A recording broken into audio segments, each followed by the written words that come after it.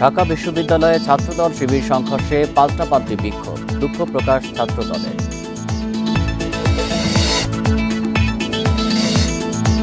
সাড়ে 3 মাসেও কাটেনি নিষেধাজ্ঞা, আপিল বিভাগে ঢুকতে পারছেন না সাংবাদিকরা।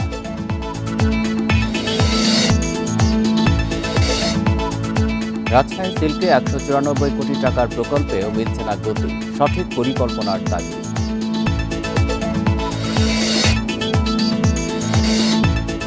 ফের উৎপাদনে ফিরল দিনাজপুরের বড়পুকুরিয়া তাপবিদ্যুৎ কেন্দ্র, যান্ত্রিক ত্রুটি মেরামত।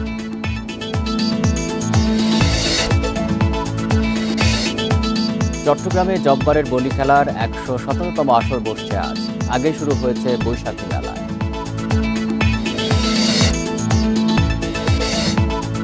যুক্তরাষ্ট্রে নিখোঁজ 2 বাংলাদেশি শিক্ষার্থীর একজনের মরদেহ উদ্ধার, রুমমেট গ্রেপ্তার।